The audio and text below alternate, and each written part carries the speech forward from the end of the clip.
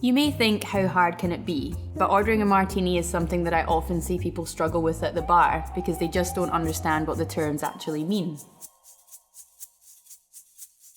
The hard part is deciding how you want your martini. Personally, I'm a there's a martini for every occasion kind of a person, but some people like to have a fail-safe signature, and that's cool too. You might just have to revive the 3 martini lunch while you're figuring out what you like. First, pick your spirit. The martini was originally made with gin, but we're not Puritans here, so if vodka is your thing, then do it.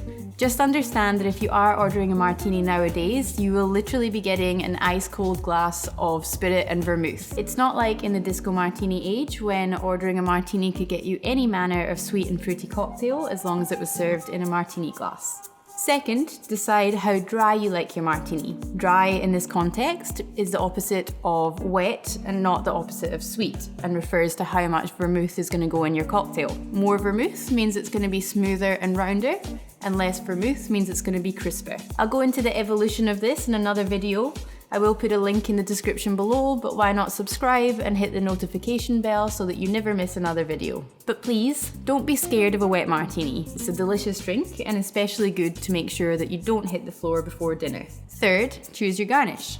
Lots of people like a dirty martini, which has a dash of olive brine in the drink, as well as being garnished with olives. Or you can just have it garnished with olives, because who doesn't like a snack with their cocktail?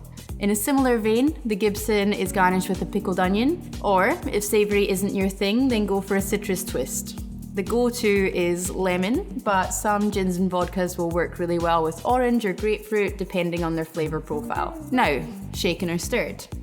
We all know that James Bond likes his martinis shaken, but I'm definitely more of a stirred girl. For me, it's all about the texture.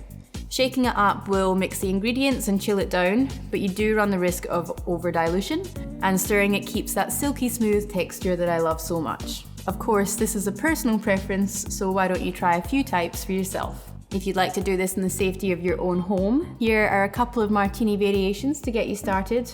Or if you'd like to know more about the story of the martini, because who doesn't love a good story, then here's a video on that too. So now you know.